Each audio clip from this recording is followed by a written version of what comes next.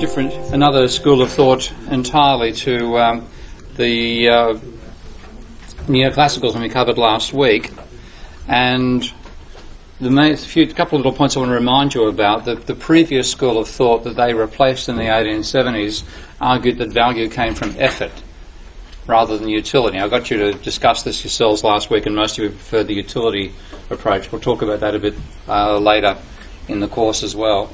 And the models they used were all about equilibrium. How do you reach an equilibrium in the marketplace? Mathematical models ended up proving the instability, or rather mathematicians showed that their idea of general equilibrium was unstable. That didn't stop them pushing on with the idea of modelling the economy as if it's an equilibrium, or making that the overall reference point. Now this week I'll be talking about the Austrian school of thought. And as I said, the Neoclassicals had a key question about, can a market economy with multiple commodities reach a set of prices that gives you equilibrium at all markets at the same time? That wasn't the question that fascinated the Austrians so much. There's a range of questions that you could say they had, but if you wanted to make them distinctively different to any other school of thought, this was the main one. How does innovation and change occur? Which of course is quite a different orientation to equilibrium. And it had a lot of features in common with the Neoclassicals, but they evolved mainly because, like so many other schools of thought in economics, they evolved because of what they saw as weaknesses in how the mainstream approached economics. And one of the major differences is they talk about the incomplete information we all have.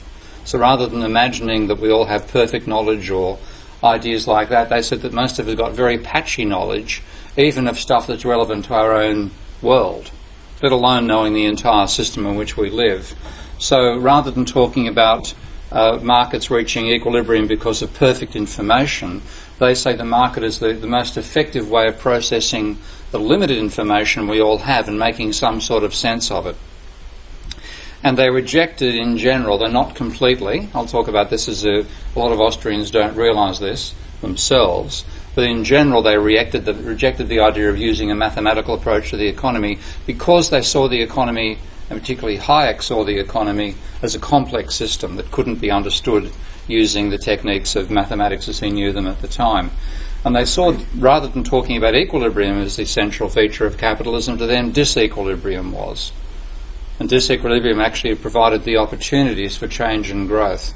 By the way, have you been getting I put the lecture slides up on my website as well as on StudySpace. Have you all managed to get copies of the last two lectures? Good. Okay, this one will be up there when I finish today as well. And what they thought, rather than trying to explain how you reach equilibrium, their emphasis was, how do you explain the cycles we actually see in capitalism? How do those cycles come about? And again, another major point of distinction with them and the Neoclassicals, they see money as an essential feature of capitalism. So rather than ignoring money or abstracting from money as Neoclassicals attempt to do, to them, and you'll see and talk about Hayek's explanation of the trade cycle, money plays an essential role in explaining what they see in the economy. And I hope you can see that final line there. Hang on.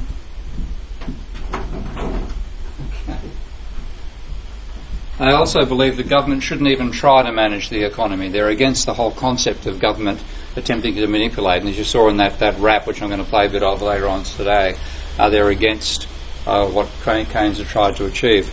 So the key difference with the Neoclassicals is how they treat knowledge. And a standard economics course would lead you through what they call the Arrow-Debreu model of the economy.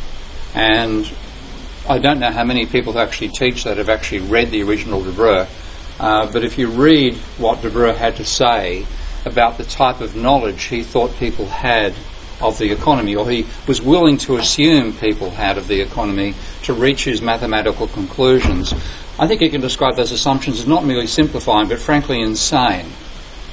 I don't think any sane person could make an assumption like this. And that's saying that for a producer, a production plan, and notice a piece of highlighted in brackets, made now for the whole future.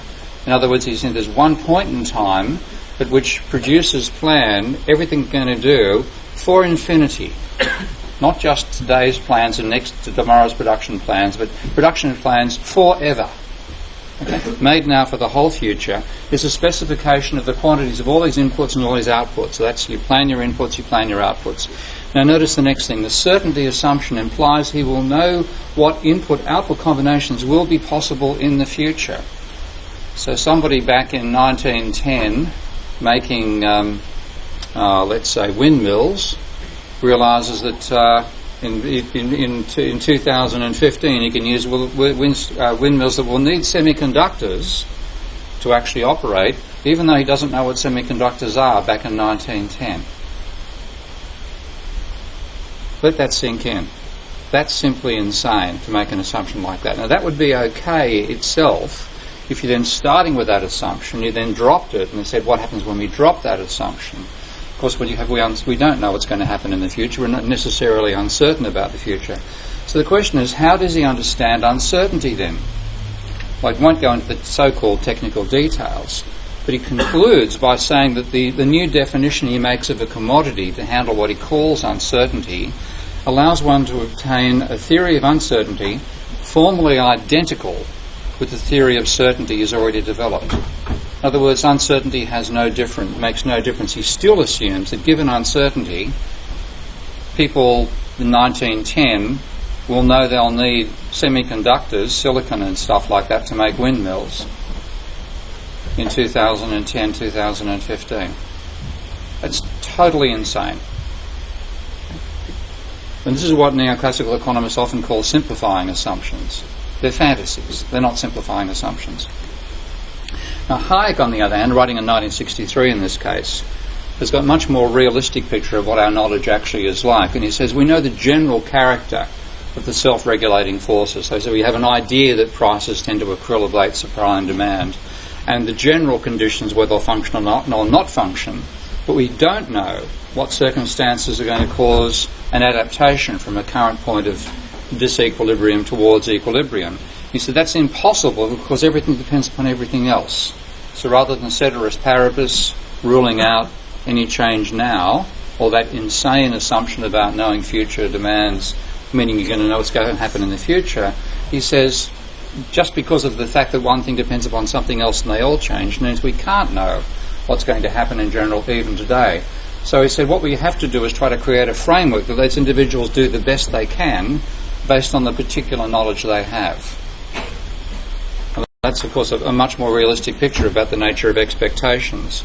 And his point about why the market economy works is not because it helps us reach equilibrium with all these crazy assumptions about knowing the future, which I've just shown you from De Breuer. He said because it's the decisive reasons why markets are more effective is because they help us process that incomplete information we all have and reach some overall reasonably accurate position. So a very, very different position about the nature of knowledge. And he actually wrote, when he was writing some of what he did write about the nature of equilibrium that the neoclassicals had, he was saying it's impossible because it requires foresight. Now, as you've seen from that thing I just showed you from De Breuer is willing to assume we have foresight of the production possibilities that are going to exist in the year 2500. So people today planning to produce, let's say, solar panels know that in the future they're going to need to have they're going to produce solar panels that can survive in outer space because we're going to make ourselves a Dyson sphere to absorb the sunlight from the sun in outer space somewhere. Have you seen, by the way, did you notice that just a couple of days ago the planet has been identified where there are enormous drops in the amount of energy coming from the sun, very random.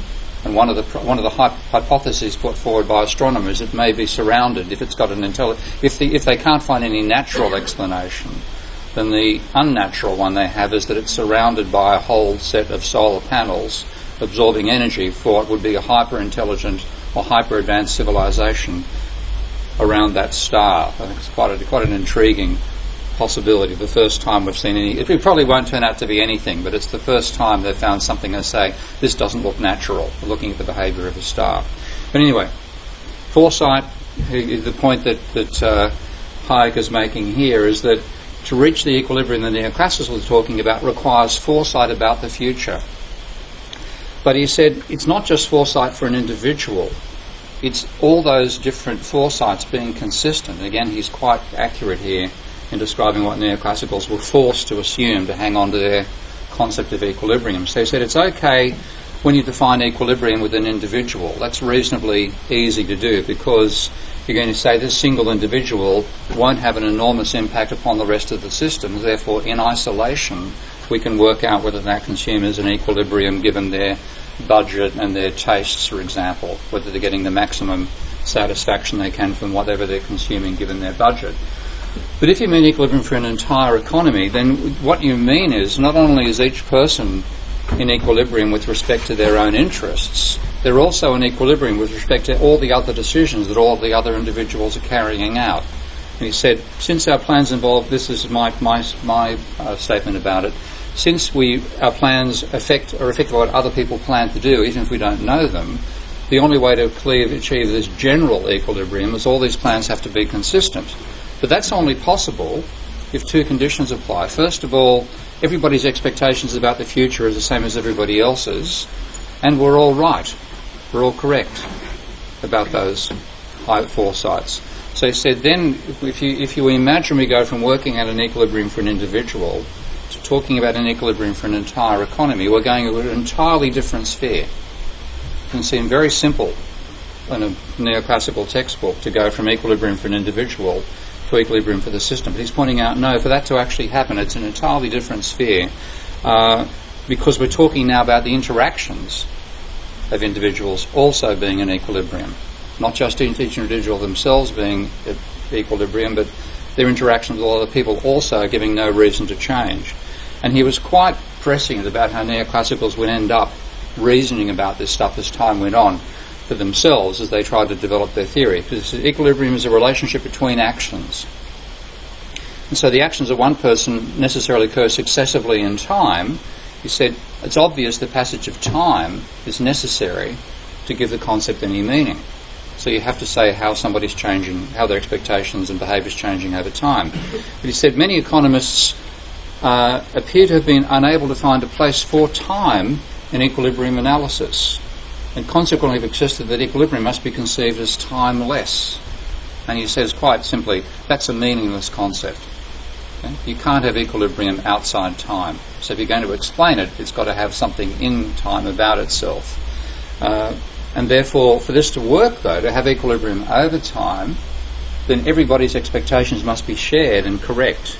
He said the concept of equilibrium means the foresight of different members of society is in some special sense correct. And then, so for that to be correct, because our plans depend upon what other people are planning to do, all these plans have to be based on the same set of expectations about the economy itself, the external facts, so that nobody needs to change any of their plans. So it involves an enormous level of coordination of expectations to get this outcome. And he said the statement that people, and what economists normally do to explain how they get here, well, they start off by assuming people know everything.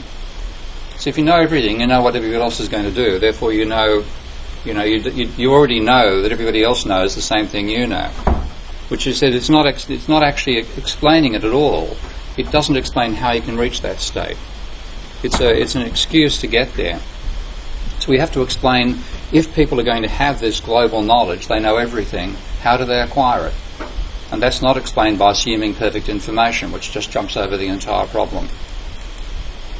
So it's the device we adopt, and he's talking mainly about when the days when perfect competition was put across as an essential part of economic theory. It's not quite seen as so essential these days, but it's still used. He said, but this is what they actually presume. We assume perfect knowledge. He said, but that means everybody knows everything. And if everybody knows everything, why do you need a market? Okay? The actual concept of perfect information and perfect knowledge, if we had perfect knowledge, we wouldn't need a market in the first place. So he said this is a way in which this fiction of some of rational economic man, pardon me, let's get back up again, turns up in this idea of a quasi-omniscient individual. Now that's what's become the nature, that's where macroeconomic modelling in neoclassical economics ended up being, the idea of a rational agent. And the idea of a rational agent sounds appealing, but what Hayek is identifying here is quite true. Their definition of rational means the capacity to accurately foresee the future. Now that's not rational. That's capable of accurate prophecy. Okay? So the model you'll get in the macro courses we teach you here, critically of course at Kingston, will be saying that the market works because the people in it can prophesise the future accurately. That's not a model at all. That's nonsense. And this is what actually happened. As I say, how do people explain their accurate foresight? Well, this is the original paper written back in 61, but it took some time to turn up in macroeconomics. It was actually applied to microeconomics initially, saying that expectations are informed predictions of future events. He said, therefore, they're the same as the relevant economic theory. So he said our expectations are actually a neoclassical model of the economy.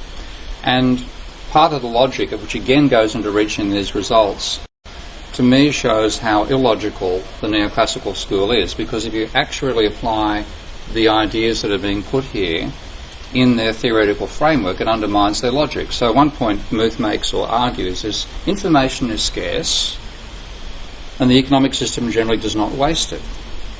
Okay. If something is scarce in neoclassical economics, it has a price, doesn't it? You don't get it for free. So if that was the case, if it's scarce, it's going to cost money.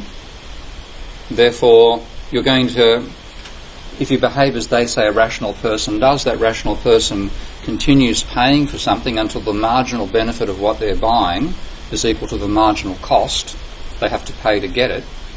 So you'd keep on, this rational person would buy information up until such point as the marginal cost of that information was equal to the marginal benefit and then stop. So you wouldn't use all information, because to use all information you'd need to pay an infinite amount of money to get it. Okay. So your expectations therefore won't be correct. If you actually look at their internal logic, it falls apart. And this is the sort of thing which Hayek is doing right now, and as I'm explaining here, but that's not uncommon. The other schools of thought, post-Keynesian economics in particular, make similar points about the neoclassical concepts, how absurd they are. So this is a major motivation for why different schools of thought in economics persist, because they look at what the mainstream does. Some people end up accepting it. Not really. I don't believe anybody can accept this if they clearly think about what's implied. Okay. But people do accept it and keep on going and criticise those who don't agree with those assumptions, as you'll see if you read any of the literature in public debate. So markets, for the Austrian point of view, don't succeed because people have rational expectations, or anything as nonsense as believing people can prophesise the future, but because the market is the best way of handling the limited information that millions of people have and reaching some sort of accurate overall outcome. So you see, the problem we pretend to solve, and now he's again criticising the neoclassicals, is how the spontaneous interaction of a large number of people, each having only bits of knowledge, brings about a state of affairs in which prices correspond to costs. And you said the only way it could be done by an individual would be if that person had the combined knowledge of everybody. So he's critiquing the possibility here of central planning, something I don't actually discuss in these lectures, but it's an important part of his overall contribution to economics. So he said, now notice this point here, there's parts, I'm happy to criticise the neoclassicals, but also think about what Hayek is arguing here as well. He says experience shows us that something of this sort does happen, since the empirical observation that prices do tend to correspond to cost was the beginning of our science. So what he's saying here is we've generally accepted that the prices we see in the marketplace roughly correspond to the cost of production of those products. It's also slightly contradictory with the idea of utility and cost setting price together, but I'll come back to that later. But he said, instead of showing what bits that different people must possess to bring that about, we fall back into the assumption that everybody knows everything, and therefore evade actually solving the problem. So he doesn't think the neoclassicals have done what they pretend to do, which is explain how the market mechanism actually works. Now, intriguingly enough, even though this is an argument against the concept of equilibrium, Austrians tend to still think the economy comes close to equilibrium the way that they define it. And here he's being very complimentary about economics, saying that it's come closer to any of the other social sciences in explaining how the fragments of knowledge we have in different minds bring about the type of decision that could only exist if you have an omniscient mind deciding everything for us. a benevolent dictator, as one way it's termed in economic textbooks. So the spontaneous actions of individuals bring about a distribution of resources which look like they were actually planned, but they weren't planned. That's the position he comes down to saying. Now, is that realistic? Because, for a start, how do we actually know that prices roughly correspond to costs? Okay. Even here he's assuming something that maybe is pushing the envelope a bit. But it's still a realistic critique of how the neoclassicals think about knowledge. Now, they also critique the concept of competition, which is a major part of what you're going to learn as you do mainstream economics here. And the perfect competition model, this is now Hayek, quoting from Hayek again, when you can see the inverted commas and a reference. By the way, I've linked to quite a few of the articles and papers online, so if you want to check the originals, you can click on those links on the slides and read them for yourselves. But here he's defining perfect competition as the neoclassicals use it. It's a homogeneous commodity. Okay? The same commodity applies for all manufacturers make the same thing. And he says a relatively small number of buyers, a large number of relatively small buyers and sellers, none of whom expects to affect the price. They assume free entry, so there's no absence of competition coming from the outside as well as inside your own market, and there's no constraints on the movement of prices or resources, and there's this complete knowledge of the relevant factors by all participants. And so these are peculiar assumptions, and he said, if they actually applied, how much of what we actually call as competition that we perceive in the real world can in fact happen? And that's a very good point. So, for example, would you call Apple phones and Samsung phones homogeneous? Okay. You spend all your time debating how one differs from another, don't you? If you're an Apple phone user, you're always pointing out the quirky things on the Samsung phone and vice versa. So they're both phones, but they're different phones. And how about cars, for example, like Ford and Ferrari? They both make cars, don't they? No difference between a Ford and a Ferrari? Huh? I don't think so. Toyota and Tesla, and do they compete on price? Does a Ferrari retailer say, you buy my car because my car's more expensive than a Ford? Or Ford, buy mine because it's cheaper than a Ferrari? No, they compete on the features. So what you look at when you see competition in the real world, what you see is non-homogeneous products, which nonetheless fulfill the same basic need, and non-price competition. They compete on the different features they have, and price is really relatively irrelevant. So the neoclassical vision makes you think about competition in a way that competition doesn't actually occur in the economy in which we live. And instead what they've got is an evolutionary concept of competition. Let's go back up again. So he said it's not this whole issue of getting various commodities at their marginal cost of production. He said, but getting commodities and services that satisfy what people need at the cheapest price they can afford. So in this case you might think about markets being segmented. Anybody who can afford to buy a Ferrari? Okay. Any Ford buyers? Okay. I'll be talking to a different audience in Boston where everybody's going to put their hand saying they can afford a Ferrari. Probably most of them have about 2 or 3 already, I imagine. So there's income segmentation and things like that become important when you think about competition this way. And he said, so rather than having this idea of known quantities and known commodities that don't change over time, you're talking about an evolutionary process where you're trying to discover better ways of doing various things. So again, if you look at, does anybody follow what's happening with Tesla, for example? You can see that Tesla yesterday apparently produced a new version of their software which cost you $2,500 to download, but it means the car can auto-navigate. So you can hop on a freeway and take your hands off the wheel. Quite weird when you watch it happening. So what's happening is products are evolving and our competition's evolving. You look at mobile phones. Who's got the latest iPhone? Anybody got the latest iPhone here? Who's got a okay, righto.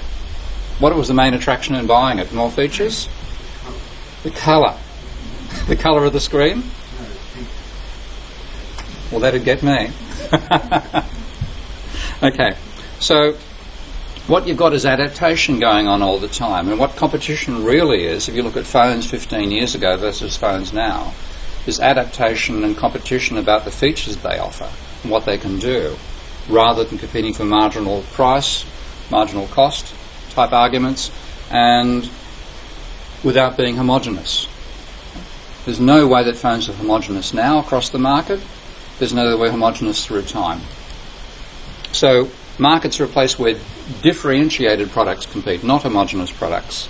And what you have is development of those products over time. There's a co-evolution in that sense of the products we buy and our tastes for them. I'm sure you've all looked at somebody. Has anybody here got a really ancient mobile phone? Who's got a phone that's uses a phone more than 5 years old? Anybody? Anybody with a phone more than 3 years old? Oh, come on. Anybody more than 2 years old? Yeah, okay. Okay. You find yourself being rubbished by friends who haven't got the latest phone? A bit. Not yet, but it'll happen. Don't worry. Hang on to it. So that's an important element. The competition of competition is very, very different to what you get taught as competition in the mainstream theory. Now, they also mentioned they reject mathematics, and you'll find a lot of Austrians arguing you can't model human behaviour. That sort of thing is a strong emphasis they'll make. But it's not opposition to maths per se when you read Hayek himself on the original, writing back in the 1930s. So what he's saying is it's mathematics is, he said, I do not want to give the impression that I generally reject the mathematical method in economics. So it's not a total rejection. He's saying the great advantage it lets us describe a pattern when we can be ignorant of the numerical values that determine the particular pattern. So he's seeing the whole idea of trying to work out an equilibrium set of prices, which is what he knew as mathematical economics at the time, telling him something we might not otherwise have known. And he said, we've got this comprehensive picture of the market depending upon this mathematics. But he said, the main problem in applying mathematics to the economy is that the economy is a complex system. And by complexity, what he means is twofold. He said, first of all, everything depends upon everything else. So that's much more complicated than ceteris paribus. But he said, essential complexity, and then he says, that is, with structures whose characteristic properties can only be exhibited by models made of relatively large numbers of variables. There's so many variables in the economy, we can't put them all into a model, and that's why the economy is complex. And he talks about organised complexity. He's one of the very first people to start talking in these terms, by the way. So in a philosophical sense, he was well ahead of his time. I haven't actually mentioned this, first of all. Hayek is by far the most dominant intellect in the Austrian school. There are others, Mises, Rothbard, and a lot of modern ones as well, but he's clearly the leader in the same way that Keynes was for the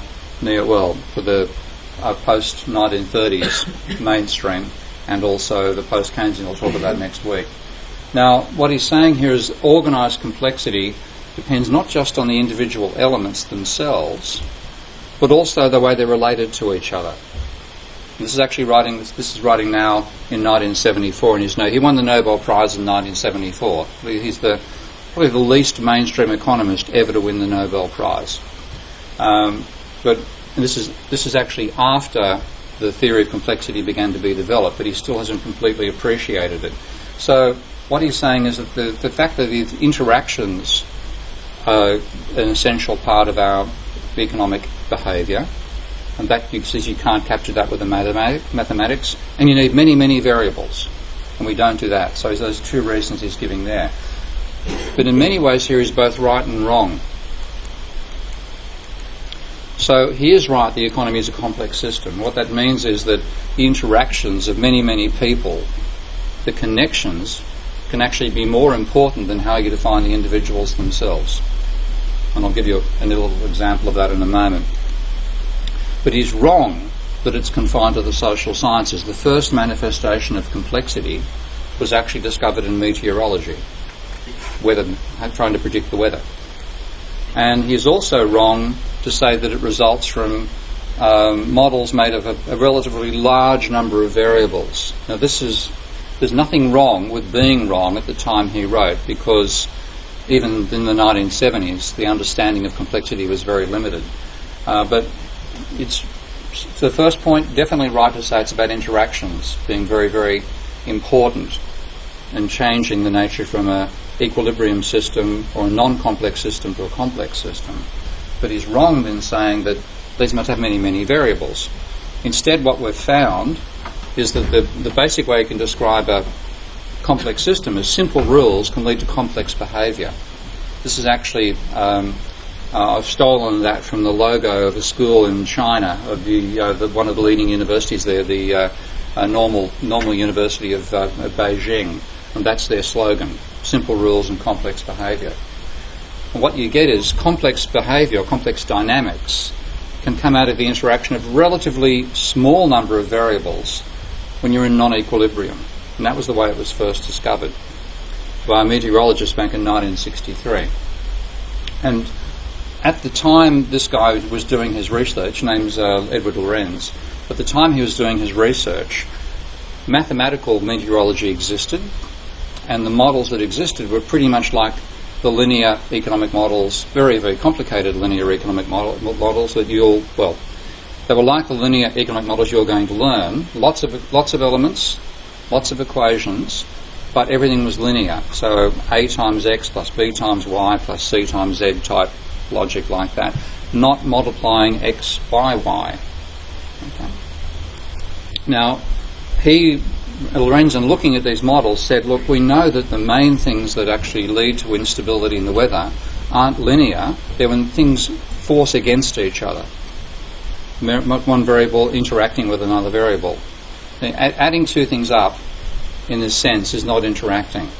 Okay? Because if you have a model where you can define everything by saying, add this, so much of this one plus so much of that, the recipe effect that I talked about last week, there's not actually interaction going on. But if it's something times something else, then you do have interaction going on. So what he was saying is that just as Hayek said that interactions between agents and elements of the economy are what make it a complex system, he said the same thing happens in the weather. So it doesn't just depend upon the properties of the individual elements, it's also the way in which they are connected with each other. So what Lorenz did was take a complicated model of where turbulence comes from in fluids. If you put a pot of water on the stove and turn the temperature up slowly, you'll see at a certain point when the temperature gets high enough, you start to get circulation turning up in the water. The hot water on the bottom rises to the top, and when it cools down, sinks back down, and then if you keep it going, you get boiling water. So you get turbulence coming out of that. So he made up what is actually a very simple set of equations there. I'll take you through those in a moment in a simulation. And he didn't expect anything complicated to come out of it. But he did. Okay? Out of that very simple model. That model has just three variables, X and Y, describing the location of a drop of water, if you like, on a hot plate. So imagine just putting a pot on the stove, and you're saying, I'm going to measure, trying to work out, just looking in two dimensions, whereabouts is that bit of water, horizontally on the front of the stove, vertically the back of the stove, and then what's the temperature difference between water at the bottom of the pot and water at the top of the pot. That's the basic mathematics he's looking at. That's X, Y, and Z. And then there were three variables to determine that, one of which is the viscosity of the substance you're looking at. So if you put water on the stove, and boil, that water flows very easily. But if you put, let's say, molasses on the stove, then it flows very differently. Okay, so the viscosity, so the three variables, X, Y, and Z, XY location and the temperature difference, and three constants, one of which was determining how viscous the water is. That was about it. Now, here is Hayek again saying complexity means models with relatively large number of variables. Well, there's just three models and three variables in that system, and when you model it, you can't see that there, but I'll take you through this in a moment with a live simulation. But that's the Lorenz model, the entire model, and the three graphs, and I'm running at an equilibrium, and absolutely nothing happens. No change occurs because they're in equilibrium. But if you move it out of equilibrium, That's the sort of pattern you get. I hope I've actually embedded it in here. Let's see. Did I do that? Okay, here we go.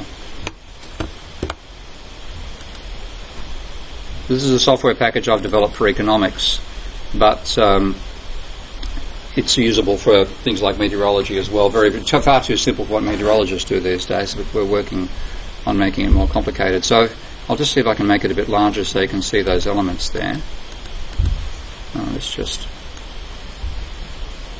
So those are the equations. This is the value of the x variable.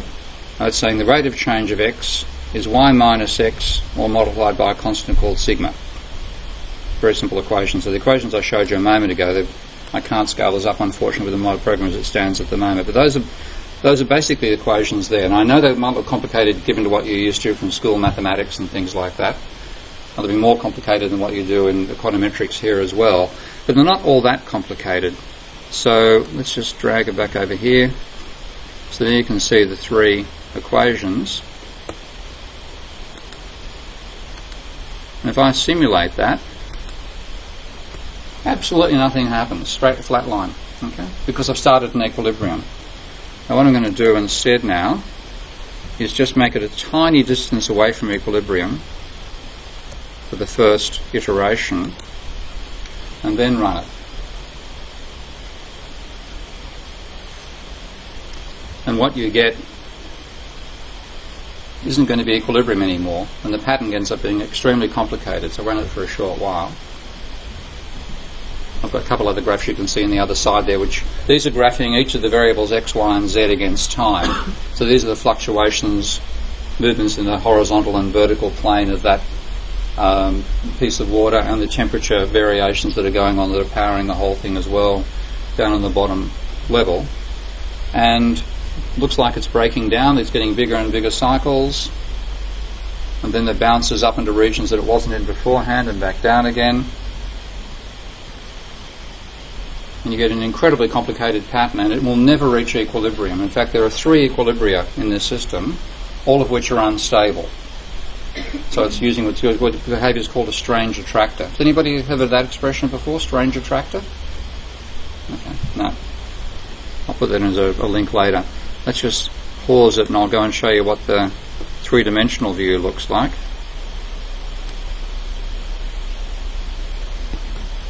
So that's the pattern. The top graph is the pattern of the y location against the x, and the bottom is the x location against the z.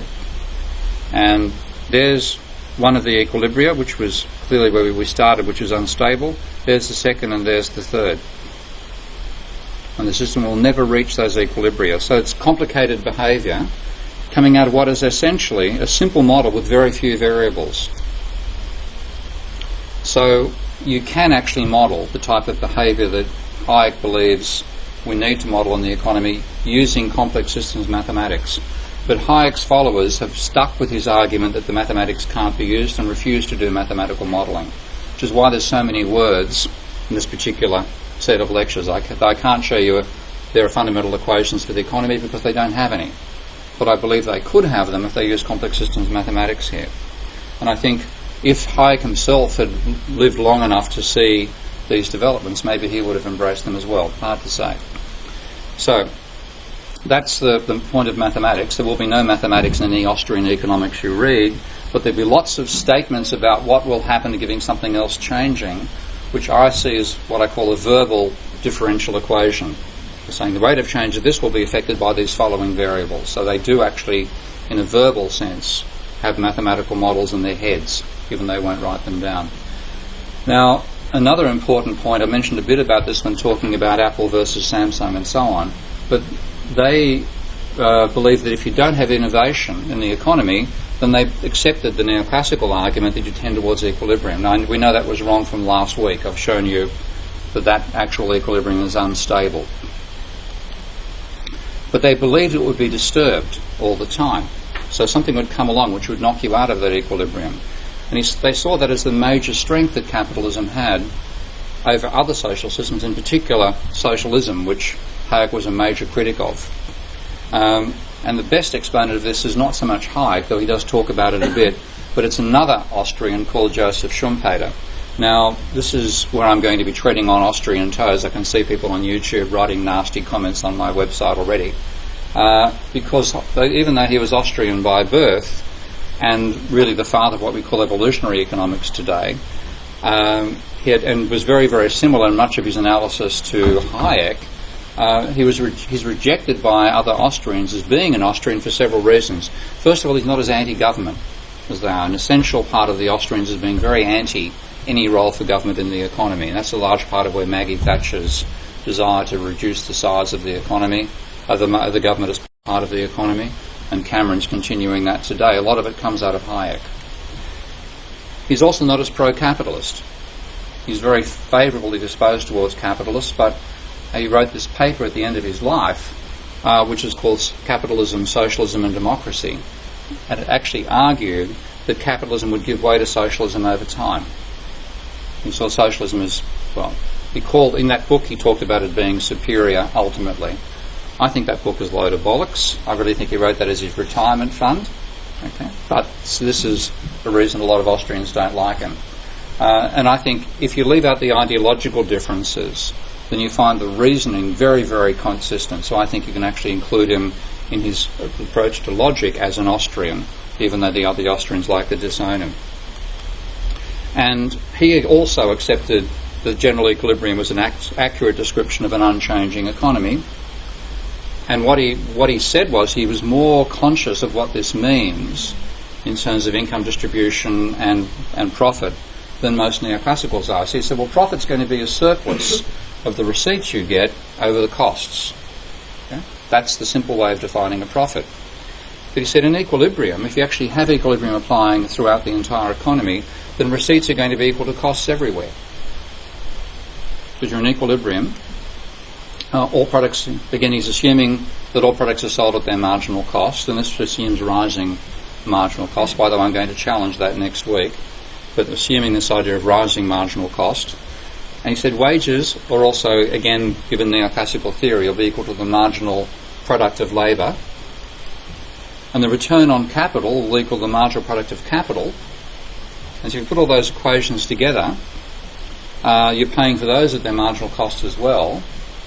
So if you buy, as a manager, if you're buying labour at its marginal cost and buying capital at its marginal cost and getting a price back that's an equilibrium price, he said there's going to be no profit. Or there'll be what neoclassicals call normal profit, okay? But there won't be any surplus profit. Nobody's going to be making a bigger return than anybody else. He said, but profits, what actually drives development in the capitalist economy? So where does profit come from? He said, well, it comes from being out of equilibrium. And this is a major, very, very, very major difference with the neoclassicals. Profit arrives out of change. So he's accepting that in the neoclassical vision they're describing equilibrium accurately, but then saying if that applies, there'll be no, let's say, normal profit, nothing above normal profit. So nobody's going to be innovating, nobody's going to be developing. So what you've got with the neoclassical vision is a static equilibrium. It tells you the state of rest, given one set of data, but ignores how you're going to change from that state of rest to another one in the future, if there's technical change. And he said where profit actually comes from is that process of change from one state to another, and that's what motivates entrepreneurs in the first place. So he said conventional economics can't understand where profit comes from, and also can't understand pricing or strategy. So you need a model that has discontinuous change, disturbing equilibrium, to understand where profit comes from. And as he put it himself here, he said, neoclassical economics, this is quoting from him now, from a book called The Theory of Economic Development, written back in the 1920s, describes economic life from the point of view of a tendency towards equilibrium. And that lets us talk about the system adapting to existing state of data, knowledge about how to produce things, knowledge about consumers, etc., etc. He said, but these tools fail when life changes its own data. So we have a change, somebody innovates a new product, consumer taste might change for some reason. He said, so static analysis can't predict what happens in discontinuous change, and it can't explain where revolutions come from. type of change we take for granted. That's why your mobile phones are such a great example, because you're used to them changing very, very rapidly, technically, over time. So it can only tell you equilibrium before a change and equilibrium after. It can't tell you the process of change from one point to another. So he builds a model that starts off by accepting the neoclassical idea of equilibrium and then adds qualitative change to it and explains profit as coming out of one of 5 types of qualitative change that an entrepreneur can cause. So the easiest is bringing in a new good. So I use Tesla as a favourite example now because that's really brought there are previous versions of electric cars, but it's really brought them to a much, much higher standard. So along comes the electric car. That can undermine the market for Ferraris, for example, for performance vehicles, because Tesla now beats Ferrari. A new method of production, so you find a new way of making something. One of my most recent examples there, a university back in my home country, Australia, University of New South Wales, has just developed a way of producing what are called quantum chips, for quantum computing, using ordinary silicon. So if that actually works, and it might take 15 years before we see anything out of it, that's going to revolutionise computers. So a new product comes along, people don't buy the old ones, you get the whole market to yourself. Opening up a new market, so we expand into China, China expands back into Europe. A new source of raw material supply, so we get new mines being discovered. You may have just seen recently that Egypt has apparently discovered large deposits of oil in the Mediterranean, so that's a new potential source of oil. Not that we need much more oil at the moment, but still. Or a new way of organising industry. So again, Uber and things like that are a way of organising transport, and that also can revolutionise an industry. And he then talks about how you get new products being introduced and how they're priced. And what he's saying in this argument is that he's not rejecting the equilibrium analysis, but he's saying when you explain movement, you undermine everything that's taught you about equilibrium. And he makes a number of simplifying assumptions, and I'll finish with these before we go to the second half of the lecture. But they're interesting simplifying assumptions because they actually make what he's trying to prove harder to prove. Okay? Now that's an intriguing thing. Normally, what neoclassicals do with simplifying assumptions is jump over a problem completely. Okay? So how do we know everybody knows everything? We assume they've got perfect knowledge. That's not an explanation. That's an excuse. Okay? What he's doing here is saying he's trying to explain where innovation comes from. He says, I'm going to assume it's all done by new firms. Now, a new firm means a firm with no money. Okay? So it makes it harder to explain how this firm is actually going to finance innovation. He said it's not essential that this be the case, because obviously Apple has plenty of money and is producing the next version of phones as we speak, and apparently is bringing out a ring. Have you seen that? As well as the Apple iPhone, there's an Apple iRing that's just been patented. God knows how you're going to use a ring for communication, but nonetheless they'll work out some sort of way. So yes, he said yes, that sort of thing happens, but he's ignoring that and taking the harder situation where a firm that doesn't have any money is now bringing out a new product. And he also assumes the economy is in full employment. Now, of course, we know there's plenty of unemployed resources, both labour and machinery, at various times, certainly now in the global economy. But he's saying, well, let's just assume everybody's got a job, which again makes it harder to explain how you're going to get the workforce that's going to enable you to build these new products with money you don't currently have to build them. So it's all making it harder rather than easier for him to reach his argument. So he said we must never assume that you're using unused resources. He said it does happen practically, and it's certainly favourable if it does, but let's just take the harder position that if you're going to bring out some new product, you've got to steal resources away that are already employed somewhere else. So rather than finding an unemployed computer programmer, you have to entice somebody away from Apple to come and work for your firm, like Tesla, that sort of thing. So he's assuming that's always the case. So his simplifying assumptions actually make it harder to prove what he's trying to prove, which is quite intriguing. That's a hell of a lot to hit you within 1 hour, particularly on a Friday morning. Let's take about a 10-minute break, come back and I'll keep on going in the second half of the lecture. And I'm going to beat you all to the coffee queue. So we've got this idea of an entrepreneur being somebody who basically has a new idea but no money. Okay. So you've got an idea, you've got the concept, but you need resources, which means both money to buy people and then, of course, hiring equipment and hiring workers and so on. So you've got no retained earnings. It's assumed you don't have any money. So what that means is a new firm needs credit. That's the essential point he's leading to. If you're going to innovate, you need to borrow money, because it's assuming you don't have money to begin with right now. Oi! Be a bit of quiet down there, please, with the rest of the crowd. Thank you. Okay. So that's the first stage. You've got to borrow money.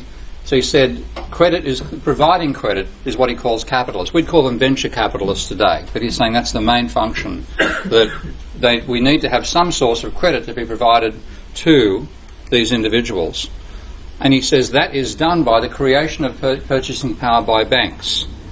He said banks are not a case of having money other people have saved and giving it to people to spend. So it's not funneling funds from savers to borrowers. It's creating new money out of nothing. And this is a very, very big difference between the Austrians and the Neoclassicals, who assume that doesn't happen. So he said that's actually the finance. The bank's creating money out of nothing by double entry bookkeeping. That's the essential function of banking. And he says the bank has become the capitalist par excellence, writing back in the 1930s, by the way. Maybe they're not quite so fantastic now. So he said the banker is not a middleman, as a producer. Somehow the banks can actually produce money, make it. And that's very, very different to the standard ideas we get about money illusion that neoclassicals use to argue you don't need to worry about the money system at all. That it's not money as a means of transactions, which you can ignore. It's money as a source of new demand, which you can't ignore. So having said that, first of all, he's assuming you have an idea but no money. Then you borrow the money to actually put that idea into effect. Now you've got to hire workers and hire machinery to actually turn it into something new. And that's, he said, totally different to managing an existing enterprise. So again, this is an extremely important point. He said, what we're talking about is not a manager now of an existing enterprise who's trying to minimise costs and maximise revenue, but somebody who's actually making something entirely new. And he said, if you look at an entrepreneur in what he called the circular flow, he means the turnover of existing money. And he said that's not how an entrepreneur makes money. They don't make it out of the turnover of existing money, because entrepreneurs don't exist in that world. It's just a world where people manage existing technology and existing demand. He said instead the Marshallian definition of the entrepreneur appeals to most of us. He said, I don't accept that definition because it doesn't bring up what's special about an entrepreneur. It's just treating an entrepreneur as another type of manager. He said what entrepreneurs do is fundamentally different to what a neoclassical profit-maximising manager actually has to do. And if you look at the type of teaching that you get in so-called managerial economics courses, not the ones that I teach, but more mainstream, this is a typical text saying what a manager has to do is two things: produce as long as market price is greater than minimum average variable cost, which is the idea of the cost curve stuff you're probably getting in micro right now, and produce when marginal revenue equals marginal cost. That's all the manager's got to do. Well, Schumpeter said that's simply not possible for an entrepreneur because they're doing something which hasn't even been imagined yet. And he gives a wonderful analogy saying carrying out a new plan and acting according to a customary one are things as different as making a road versus walking along a road. So the entrepreneur is somebody who's building a road, not walking on an existing one. So you simply can't use the ideas that currently exist. This is one of my favourite graphics. I meant to annotate that one. I must have forgotten to do it. Guess what this guy's standing in front of? You can't read the text. Yeah? It's a prediction of what a home computer is going to look like in 2015. Made in 1945 or 1954. So this is a guy from the Rand Corporation, which at the time was the world's most advanced computing company, one of the most advanced computing companies. That's in 1954. That's what they thought a 2004 home computer would look like. There's a wonderful piece of text down the bottom. I'll read it out to you, saying, scientists of the Rand Corporation have created this model to illustrate how an inverted commas home computer could look like in the year 2004. However, the needed technology will not be economically feasible for the average home. You like the wheel there to control the computer speed? Okay. And he said, with teletype interface and the Fortran language, the computer will be easy to use. Cool. So even the innovators don't get it right looking forward as what's actually going to happen. So you can't marginal cost that sort of thing. It's just a silly idea. Now, you don't know what's going to happen with that product as well. So equally, you can't work out a net present value. You can make guesses about where you think you're going to go. You've got to foresee and have some sort of estimates of the future. But it's fundamentally uncertain. You can't apply calculus in that sense to this sort of guess. It's a totally new world. And it said, in fact, sometimes being thorough, having special knowledge, intellectually understanding an idea, can be a source of failure. And that's very similar to what Keynes had to say, that rational calculation doesn't apply when you look at entrepreneurial behaviour. Okay? It's something he called animal spirit, some sort of urge to act. And then in that sense you'll find a similar thing turning up in the Austrians here. So we've now got the first three stages. You've got a concept, you've got the credit, and you've carried it to fruition. You've bought products away from you've hired workers who've already got a job, so you've got to pay them more, so you've driven up wages. You've bought machinery that exists in other firms, taken it away from them, so you've driven up the price of inputs as well. You're actually setting off a boom. Okay? You're setting off a process that's going to lead to the economy growing faster than it was beforehand.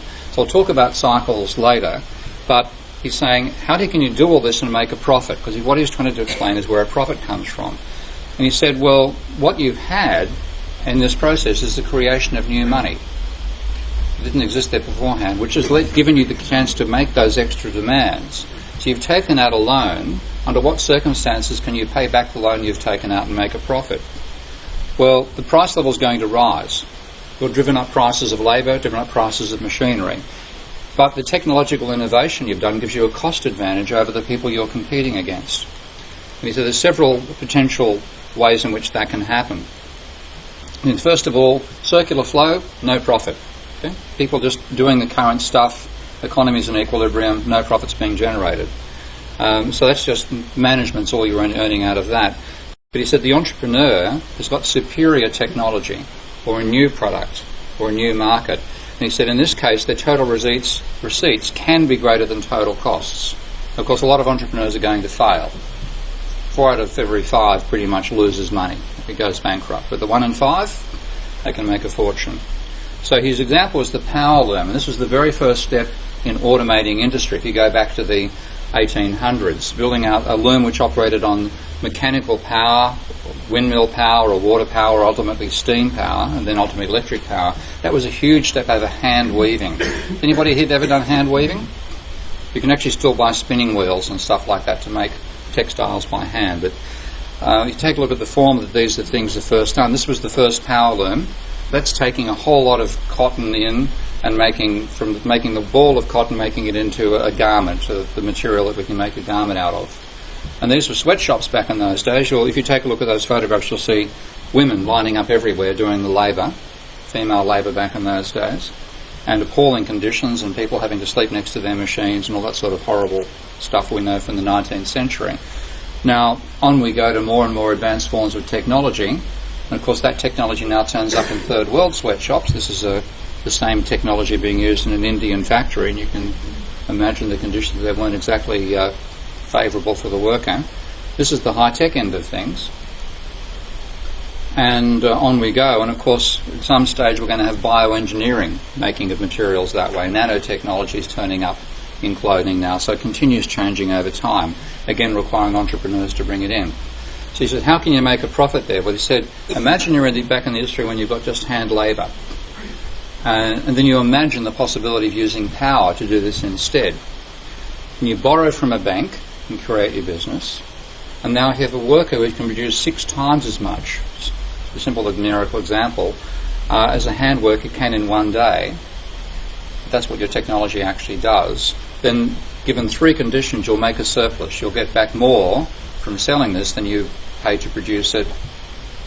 And they are, first of all, you can't drive the price of the product down so much that you undermine your own profit when it comes out. So you're selling into a market using the old technology. You can price at that level or pretty close to it. You can if you need to drop your price a bit, you can do that, but don't drop it so much that you wipe out your whole possible profit. He said, secondly, the cost of the power loom has to be less than the 5 workers you've displaced. And thirdly, you can't drive up the price of the land and the labour and the machinery too much to make those extra costs actually undermine your profit as well. So given those 3 conditions, you'll make a profit. And here's a little example. Imagine you've got a production process that involves paying 6 workers $100 a day, and you've got a machine that depreciates also at $100 a day, so your cost is $700 a day. Then you have a new machine which reduces the labour for 1 person, so 5 of those workers disappear, but it drives up the wages by $1 a day, because you're talking about, even though you're making a big change in your industry is just a small part of the overall labour market. So you have a 100 rise, and also say it's twice as expensive a piece of machinery, so rather than depreciating at $100 a day, depreciates at $200. So you've got to factor that in as well. So they're down to 1 worker being paid $1 extra, twice as much in depreciation. So you've got your total now, you've gone from $700 a day to $301 a day, and so long as the prices don't drop by that a massive amount, let's say it drives the price for $1 per day's output, you're going to have a surplus. And because you pay interest payments as well on the money you've borrowed, that's your profit. So it's an explanation for profit coming out of innovation. Like it? This is the sort of stuff I'd like to see built into economics completely, rather than being an isolated, non-mainstream school. So you've got an evolutionary idea going on there. Products evolve over time and change over time. And he talks about spontaneous and discontinuous change.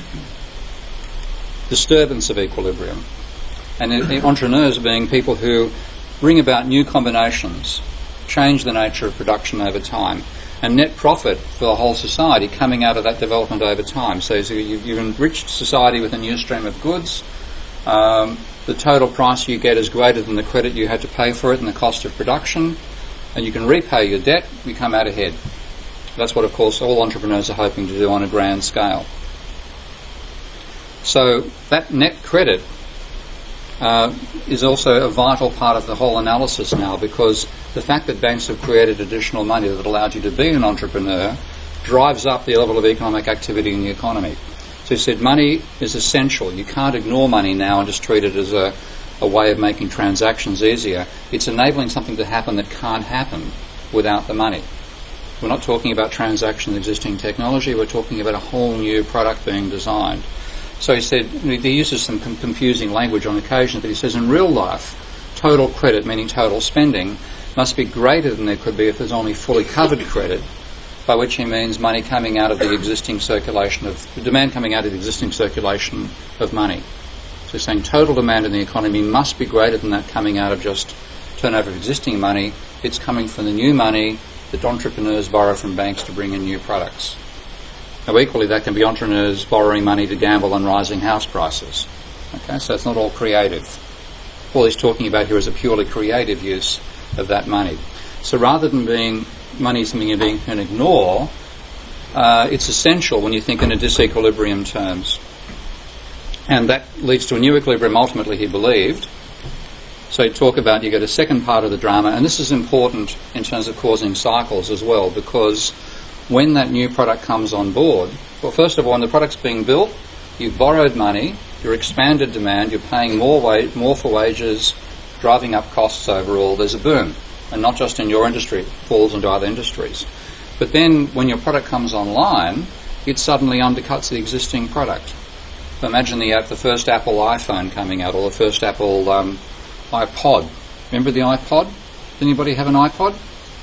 Okay, right, okay. That completely wiped. Does anybody here own a cassette player? Did anybody own a cassette player? Okay, right. You don't anymore, do you? It's wiped out their technology. So the industries that the iPod competed with were wiped out. Now that, of course, means you're going to have a slump for those industries. So they've made a surplus, but they've caused a boom. Now when the technology comes into play, it's causing a slump. So this is the start of the explanation for cycles. And that's the Austrian theory of the business cycle.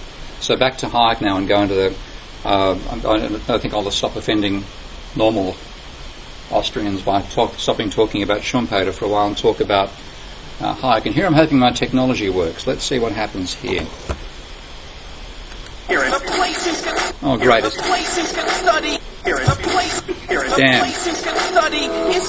place you can study isn't the bust, it's the boom that should make you feel leery. That's the thrust of my theory. The capital structure is key. Malinvestments, okay, couldn't get that working. But this is a little section with an expansion of credit. The Fed sets rates low. Are you starting to get it? That new money is confused for real loanable funds, but it's just inflation that's driving the ones who invest in new projects like housing construction. The boom plants the seeds for its future destruction. The savings aren't real, consumption's up too, and the grasping for resources reveals there's too few. So the boom turns to bust as the interest rates rise. For the cost of production, price signals reliance. The boom was a binge, that's a matter of fact. Now it's devalued capital that makes up the slack. Whether it's the late 20s or 2005, booming bad investments seems like they'd thrive. You must save to invest, don't use the printing press, or a bus will surely follow, an economy depressed. Your so-called stimulus will make things worse. Just more of the same, more incentives perverse, and that credit crunch ain't a liquidity trap, just a broke banking system. I'm done, that's a wrap. That's not a bad little summary, I must say, of the few things that they don't get quite right, but it's cool, so do have a look at that. Why did that disappear? Come back here. Okay. So now we're talking about cycles, and we've actually got an explanation for cycles coming out of the theory itself, whereas the Neoclassicals treat cycles as due to exogenous shocks. There's an equilibrium system, external shocks hit it, and you get cycles. And when you look at the historical data, this is looking at from 1950 through to today, the annual rate of change of American real GDP, as high as 11% per annum sometimes in the 1950s and 60s. You can see there's a downward trend there, and that's the sort of the smooth trend over time. So must have been lots of exogenous shocks in that particular explanation. But the Austrians say no, it's the intrinsic dynamics of capitalism that cause those cycles. And I've given you part of this explanation from Schumpeter. So talking about Hayek, we'll see how he explains it. But to the Neoclassicals, their explanation is just there's a stable equilibrium system and random shocks come in from the outside. But the problem is, why do those random shocks cause cycles rather than just white noise, effectively? And the argument that was first put forward by Frisch back in 1933, again, back in the Great Depression, by the way, notice the date. A lot of this stuff is being developed in the deepest slump in capitalism's history. And here is Frisch talking about it, saying there's a problem of propagation meaning what gives you growth over time, impulse meaning what causes variations. And he said that the theory is that a source of energy, there's an external source of energy that maintains the economic cycles, are shocks coming in from the outside in an erratic, unpredictable way, outside the economy. And he said that you've got this being pushed along jerkily and irregularly. He said new innovations and exploitations come irregularly, but they call regular cyclical movements. And he said the idea is like you're having a wooden rocking horse and you hit it with a club. So you've got an exogenous shock, you hit it, and then the thing rocks. And then, of course, that will die out over time, so you hit it again, it'll rock again. That's the sort of explanation he's giving, or the Neoclassicals give, to where cycles come from. But Neoclassicals, they're endogenous. They're caused by the economy itself and the monetary system as well, which, again, plays an essential role in Hayek's thinking. So he said, here Hayek is arguing, if you had just a barter system, then you wouldn't have cycles. Now, fundamentally, you might say if you had a money system where the banks can't create money, you might not have cycles. That's also a way of interpreting what he's saying here. But he says money, unlike all other commodities, can't finally satisfy demand. In other words, you don't eat money. Okay? You use it for something else. You're always passing it on to somebody else. He said that's what gives away with the rigidity, the absence of cycles in a barter system.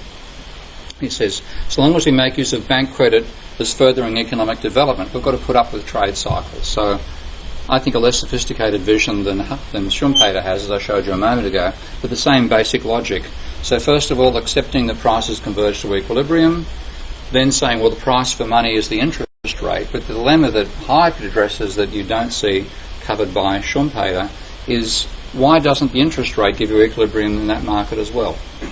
Why don't you get equilibrium? Why doesn't the price rise and fall to cover the extra demand? And he comes down to saying it's because the banks can create money out of nothing. So he said to show how, when you look at the equilibrium analysis, which they largely accept what the Neoclassicals put forward, that shows how supply and demand and everything else is in equilibrium. That's the main objective of standard static theory. But he said it's for trade cycle theory, to explain where the cycle comes from, we have to show how this tendency towards equilibrium gets broken somehow in the economy. So in contradiction to what static theory tells you, you don't get changes in prices so that quantities demanded and quantities supplied are in equilibrium. You get disequilibrium. And they said that you have to explain why the money, his explanation in other words comes down to saying just the money system alone is why we have cycles, or the beginning cause of cycles. So he said let's assume the interest rate determines the point where the volume of savings equals effectively the volume of investment demand. He said that's how we can explain where the interest rate comes from. So we've got to explain why it doesn't work. Why does the interest rate not work to equilibrate the supply and demand? He said, well, if you had a barter world, and that's where I've got supply of money in inverted commas, of course, because it's hard to imagine what money would be in a barter world. Imagine you've got, let's say we use gravel as our, we have stores of gravel we pass to each other and we use that for transactions. I'm using gravel for a good reason, by the way. A friend of mine used that as an example in a paper of his for the Bank of England. But say, if in that world, then you'd have the price of money giving you equilibrium. So there's got to be something different about the supply of money. And he said what that difference is going to be is related to something about the independence of the supply of money from the accumulation of savings. So in standard theory says the supply of money available to finance investment comes from people's savings. But he's saying there must be something additional to savings that can supply the demand people have for investment to break that link. And he says this is due to what he calls the elasticity of the volume of money. So the amount of money can change without needing people to save more, to change that amount of money that's available for lending. And that is very different to what the Neoclassicals think. So he said this comes from the normal operation of the banking system. He said we have to use the theory of the monetary economy to explain things that are inconceivable in a barter system, notably the disproportional development that gives rise to cycles. And again, Schumpeter's example of an entrepreneur starting off a cycle is always going to be somebody doing something very different in a particular industry. So when the Apple comes out with the iPod, they're disturbing the music industry. Okay? So the disturbance that comes, the monetary growth comes out of a particular industry. Tesla is disturbing the car industry. So that type of disturbance will always be located with a particular industry, not the overall economy. So he said, what we have is, we need an explanation that doesn't say it's due to some external agency. Now this again is something a lot of Austrians seem to forget. Hayek's not talking about the central bank causing a bubble here. He's talking about the banking system on its own, independent of the central bank, causing a crisis. So modern Austrians normally criticise the central bank for keeping interest rates too low, and that's what causes the boom. That's the main explanation a lot of Austrians have for the boom before the slump that occurred in 2008. But what Hayek is saying here, this actually comes out of the normal operation of a banking system. So Hayek is actually more endogenous in that sense than a lot of his followers tend to be. So he said there are three elements that regulate the volume of money in an economy. Changes caused by international trade, and back in those days trade was done in gold. There'd have to be external payments of gold to transfer goods. Changes in note circulation, this is printing notes by the central bank. This is the central bank's contribution to the money supply. He said the often disputed creation of deposits by other banks. Now this is something you're going to get a lot of in courses you get taught at Kingston, because we have some of the leading people in the world on this topic, on how money's endogenous are created. You won't get this at other universities unless they teach you a non-orthodox approach to the financial system. But what he uses to explain it is conventional. This is quite intriguing. He uses the money multiplier argument. I'm going to go through and show, well, that's disagreed with by post-Keynesians in the next lecture. But the basic idea is somebody deposits cash, The bank hangs on to a certain percentage of it, lends out the rest, and that keeps on going on. All the banking system creates new money out of the additional amount of money deposited. So if they hang on to 10%, you're saying over time they'll create 9 times as much money as was deposited initially by whoever put the money in that first bank. And that then enables the economy to demand to expand faster than if it was coming just out of an increase in savings. So you've got an accelerator effect turning up there. So by creating additional credit in response to a demand, the expansion is not stopped by a rise in interest rates. So saying the expansion of money goes faster than any rise of interest rates. So the speed of expansion of the money supply is faster than the speed of adjustment of interest rates. And said, but that stultifies the policies that keep the system in equilibrium. So saying the money system is his major explanation for where instability comes from. Oh, great. I hope there's not my machine telling me I'm about to lose power here. Hang on a second, I better check that. It is the machine telling me I'm going to lose power. Great, I thought it was recharging. I'm about to pay a bit of a price for being confident about my technology again. Okay, so the interest rate doesn't slow down the growth of demand, and therefore cycles come out of the elasticity of money enabling the level of demand to be above the equilibrium level. The interest rate doesn't choke that demand off. But there's an interesting omission he's leaving out here, because he sees banks as the main creators of money, but he never considers that for banks to create money, they have to create debt at the same time. He's leaving that out of his thinking, which is quite strange. And I think, back to the cycles again, I'm going to go back to Schumpeter here to try to explain it before I run out of battery power in my computer. But he says, where do the cycles come from? It's because when new inventions come along, they enable other ones to turn up. So you may have noticed that Apple apparently is working on an electric car. So the fact that Tesla showed it can be done means that Apple's trying to do it, and so on. And when you have entrepreneurs becoming prominent, banks try to find other entrepreneurs they can fund to hope they'll make the money rather than the new one. So you get cycles coming out of the fact that a new entrepreneur works, lets others to come along and take over from them. And you could get this whole being just like white noise. But he said new combinations don't come along evenly distributed. The fact that one entrepreneur succeeds enables others to start in the same area, and then they can be generalised and so on. So the telecommunications boom, the internet boom you guys have all lived through, all that sort of stuff is something where somebody's initial idea, which leads to many more people getting money in the same area and causing a boom in the entire economy. So rather than being independent, you've got these cycles depending these growth of new technology and the financing of it depending upon them and being clumped together. So new combinations don't grow out of old firms but appear in side by side and compete with them. So I'm using Apple and Tesla as common examples, but Apple, if you've seen the movie about Jobs some time ago, began in a garage. Okay, they sold their Volkswagen apparently to finance it. So you get competition coming from people who were never even in the market beforehand. So you get notable innovations in production, new credit financing it, and prosperity from that extended credit means that others come along who get funding that wouldn't have otherwise have got it themselves. So that causes a boom, and then that itself leads to another boom in related industries. So people who are now being paid extra salaries to work in Silicon Valley spend extra money buying sushi. So you get a boom in the sushi industry. Those sorts of turn-ups. I'm going to be in real trouble here, I'm sorry guys. I'm going to lose power completely before I get a chance to finish this lecture, which I'm very sorry about that. Do you mind if I dash back to my room and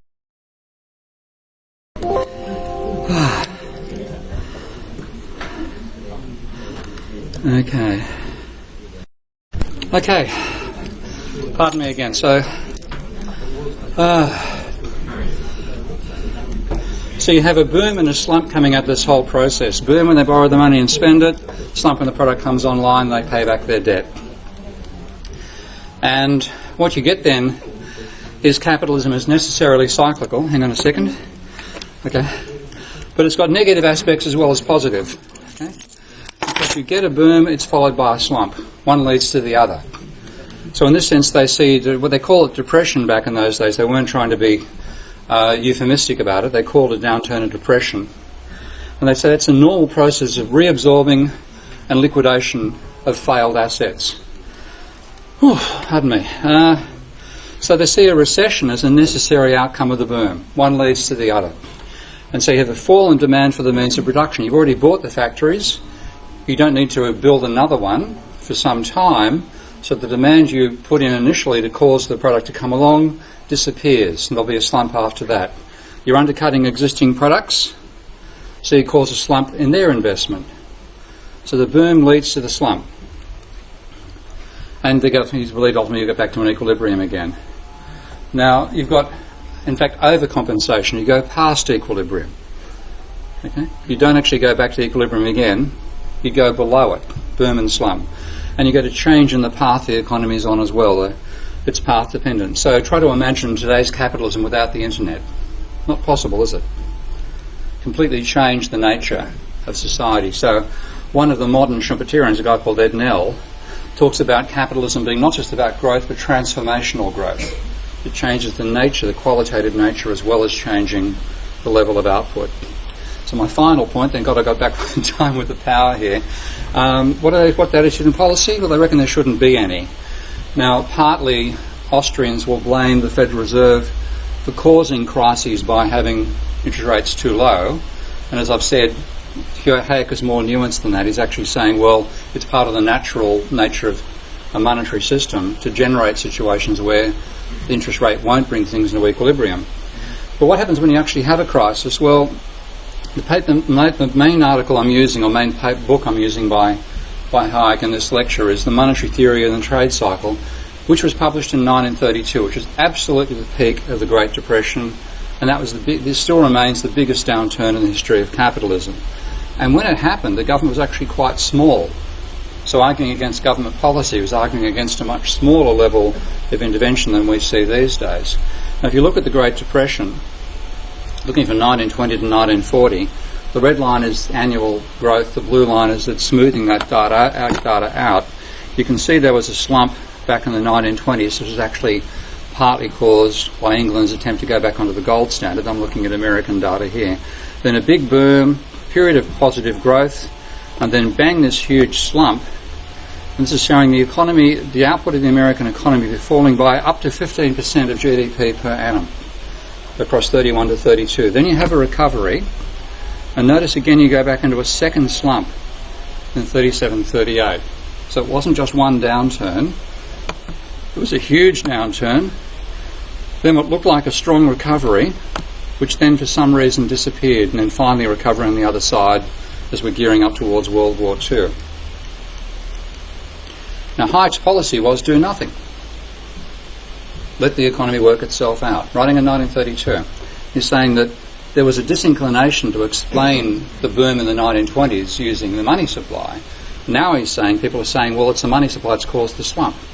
And he's saying people who believe there's nothing wrong with the boom and thought it might go indefinitely because prices didn't rise during the 1920s all that much, rather like today, they're now saying that if we can just use monetary policy properly to stop prices falling, we'll get out of the crisis. And he's saying this is a superficial view that didn't see anything harmful about the expansion of credit in the 1920s, but now thinks we can actually solve the problem by expanding credit in the 1930s. He's talking largely about trying to expand bank lending here, not so much what the Federal Reserve does. Now, when you take a look at the data, it's actually more severe than with the so-called real figures we normally rely upon, because real figures adjust for the rate of inflation. What happens when the rate of inflation is negative? Prices are actually falling. Well, that was the situation for 1930 to 32. Across this period, you had extremely a sustained fall in prices. Prices across 1931 to 33 were falling at roughly 10% per annum, right across the board. So, in fact, the fall in nominal GDP was actually steeper than the real figures imply. In 1932, the nominal value of American output was about 23% lower than it was in 1931. So, extremely steep decline. So Hayek said, well, the deflation is damaging, and he also said, of course, yes, there's deflation happening, and if it goes on indefinitely, that'll do huge harm. So it's admitting there's a problem there, which again, I find him rather more nuanced than a lot of other mainstream Austrians today. But he said it's a secondary effect. It's not what caused the crisis. That fall in prices is something he expected to have happen in any slump after any boom, part of the whole process. So he said deflation wasn't the original cause. So therefore, if it wasn't the original cause, he's arguing he can't solve the problem by eliminating deflation alone. So he said what actually is happening is the disequilibrium effects of the boom in the 1920s. He said it wasn't caused by deliberate deflationary. This actually makes him different to the Neoclassicals as well, because Ben Bernanke's explanation for the Great Depression is the Federal Reserve caused it. Okay? Here he's saying it wasn't the deflationary actions by the monetary authorities, but it was just a process that's caused by the maladjustments of the boom itself. So when a boom takes place, ordinary thinking of them, it changes all those relationships. It has to be brought back into stability again during what's going to be a slump. And they saw the 1920s as being just the normal consequence of a downturn. A bit more severe, maybe, than previous crises. It was by far the deepest decline capitalism had ever had, before and since. But they're saying it's just because industry had been made unprofitable by the decline in the generation of credit, on the one hand, and by the competition for the new technology, whatever it was, in the 1920s, and therefore just give it time, it'll sort itself out. Now he said, this is intriguing, I hadn't seen this before, I've got to check and see what he's actually talking about here, but he says central banks have been making far-reaching efforts to combat the depression by policy of credit expansion, which is rather similar to what we're seeing now, quantitative easing. He's arguing effectively the central bank was trying to restart private lending. Okay. And he said the slump will end when all the disequilibrium we've seen is over after all the liquidations have to occur. So we need a readjustment of those elements in the structure of production that made it unprofitable now. We just have to wait for that to work its way through the system, and once that's done, then the prices will be over. So he's against the idea of trying to expand credit during a slump, is that they didn't see the problem. The people who are arguing to expand credit during a slump to solve the problem didn't see credit expansion during the boom actually causing the boom. I think that's still a very valid criticism. Now, the policy he had, which was anti-policy intervention, he lost out, of course, to Keynes on that front. But to give you an idea of the state of policy, and I think this is important for the debate we're seeing in England right now about the fiscal charter and stuff like that, what was the government doing back in the 1920s? Well, first of all, it was running a surplus.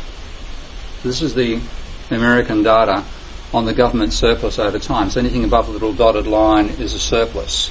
Anything below that is a deficit. So notice from all the way through the 1920s, the government was running a surplus of roughly 1% of GDP, which is the same sort of thing Cameron claims he's aiming for now. Okay? And look what happens in the 1930s. Is there a link?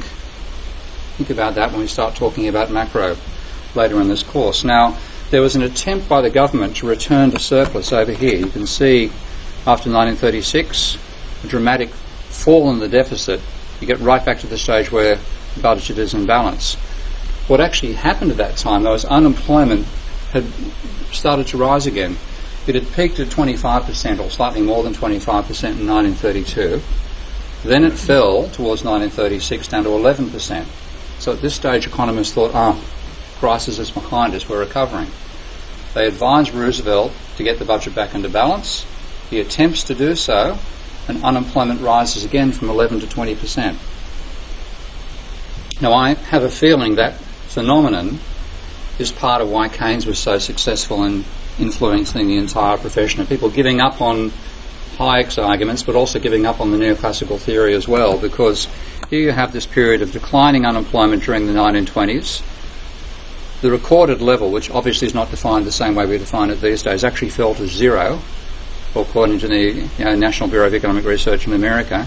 Explodes to 26% of the population in the 1930s. Then it goes through a up and down decline, but basically gets down to 11%, so it's getting back to the stage where people think the crisis is over, and then bang, it explodes again to 20%. And I think this is when Keynes's book came out, 1936. He probably got to America about here. And I think after a while, when the crisis starts again, I think at that stage economists despaired. Complete state of despair. We don't know what's going on. One, exogenous shock we can explain. Okay. Two, like that, not possible anymore. So I think this is a large part of why Keynesian, what's seen as Keynesian approach, took over the profession so completely. But I'm going to ask a question next week, which comes out of the post-Keynesian camp.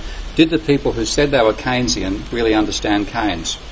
Now, the school I'll talk about next week is called the post-Keynesian school, and they argue that Keynes was massively distorted by the mainstream interpreters, who are mainly John Hicks in England and Paul Samuelson in America. So that's that.